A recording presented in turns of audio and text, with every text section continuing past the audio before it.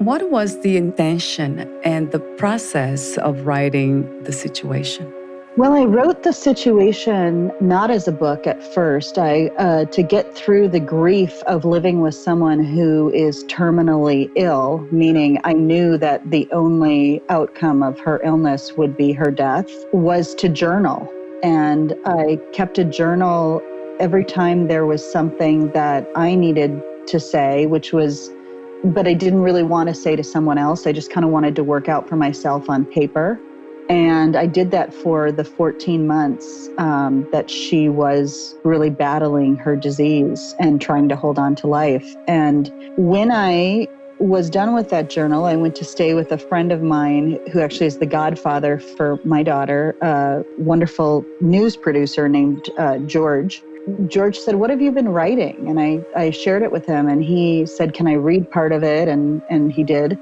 And he said, "Lila, this is such a great journey of somebody going through illness with another person." And he said, "I think it's very hard to read because, of course, parts of it were very sad." And he said, "It would be so great if you put little chapters and memories of your life with your sister in between each chapter." And that was how the situation started. So the full title of the book is The Situation, A Radical Journey Through Sisterhood.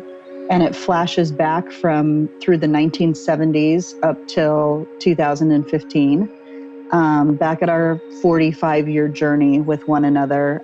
And those flashbacks happen amidst the journey in the book of her treatment. What is about writing that promotes healing and understanding, or deeper understanding? For me, because I can only speak to me, I know that I know a lot of people have different ways in which they write.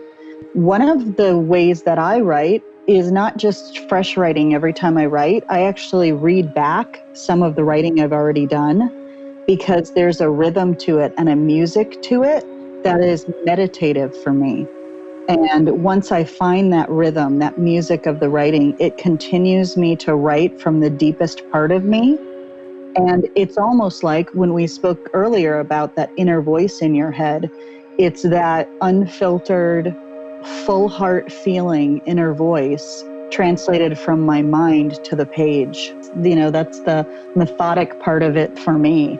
I don't know if it's that way for every writer, but for me, I feel like I've had a really good writing day when I've really felt the rhythm sort of, if I've gone with the flow of the words coming out of my body to the page.